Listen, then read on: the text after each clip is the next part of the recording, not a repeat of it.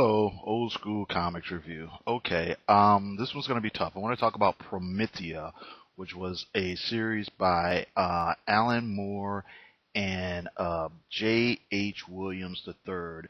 It's a really dense series, and there's lots of things going on. So hopefully I can talk about it and make it make sense. This series initially debuted around 1999, 2000 or so, and it ran for about 32 issues. I just want to talk about maybe the first dozen or so because those are the most accessible, and plus I don't have all of the rest of them. But the premise, how do I want to describe this? Well, actually, just to put it out there, Alan Moore, as you probably know, guy who wrote The Watchmen. He's known for his work on Swamp Thing back in the 80s. A lot of people know him from the Killing Joke, a Batman Joker comic book from back in the 80s as well. J. H. Williams is getting a lot of attention now for his work on Detective Comics down at DC. But anyway, back to the comic. The premise is basically the setting is it's contemporary New York, but it's different. It's a futuristic New York. It's there's flying cars, there's all sorts of advertisements and giant neon signs and things like that. And in this world, there's kind of superhero-y type people, but they don't call them superheroes. They call them science heroes. The premise is Promethea is a fictional character. She's a legend. She's a myth. It's been around for thousands of years. People told stories about Promethea. There's movies. There's novels. There's cheap comic books. It's just a legend or myth like any other legends or myths we know from Greek mythology or anything like that. And it starts with a young woman named Sophie Bangs. And Sophie Bangs is going to do her college paper on Promethea and so on and so forth.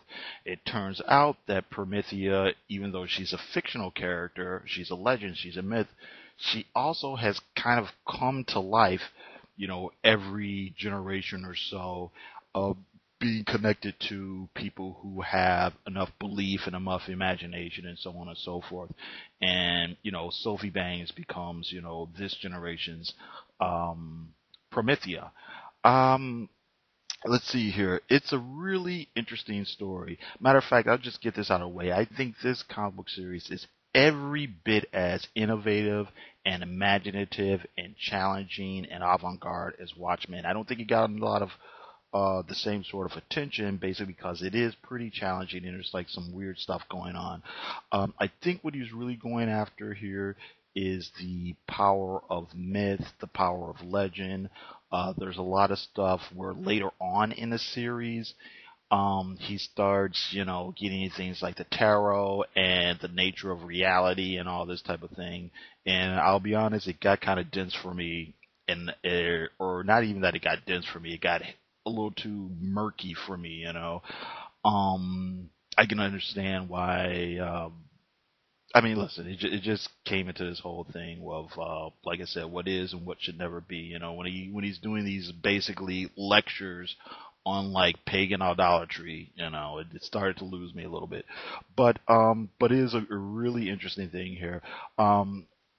Some of the other characters are there's a woman named Barbara who is the previous generation's Promethea. She was the wife of the comic book writer who wrote Promethea comics, and she's drawn. It's really interesting because she's drawn to look like basically a heavy-set middle-aged Latino woman, and I think that's really interesting just in the sense that even though there's beautiful women drawn in here, there's very different female body types going on. There's the larger-than-life things, there's the superhero type things, there's the beauty queen looking things, but then there's lots of people who look like college students.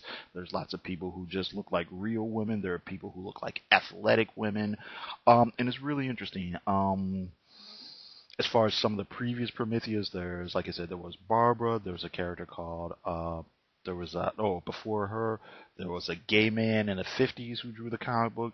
Before him, there was a person during the earlier part of the century who had this kind of more warrior queen type version of Promethea. Before then, there was this woman who was kind of like this angel who gave comfort to the troops in World War I, and on and on and on and on and on.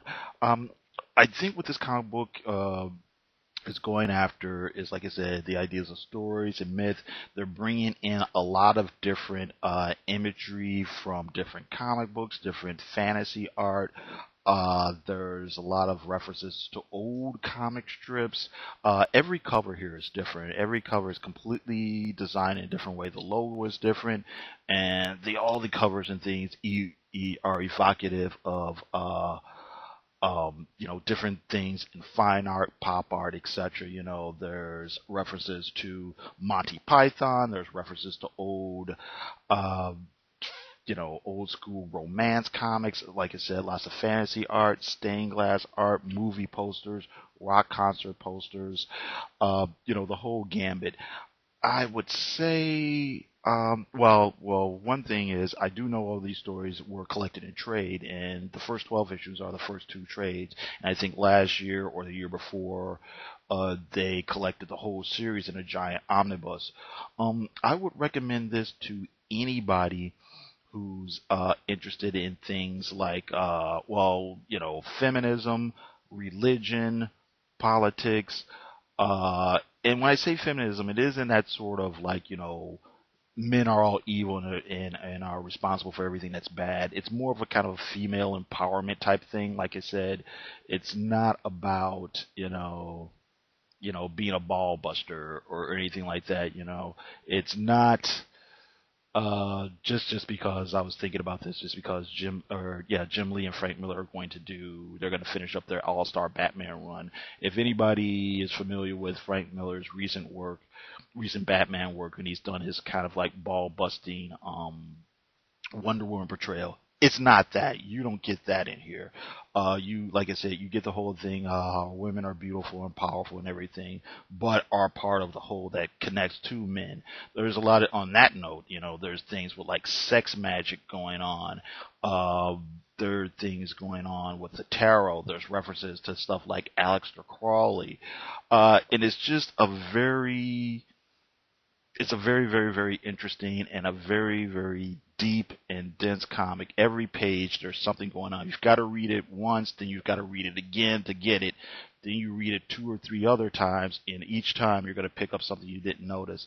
There's a funny running gag with there's a comic book character, and they have giant billboards for Weeping Gorilla Comics, and he always says these kind of funny non sequiturs, and things like that.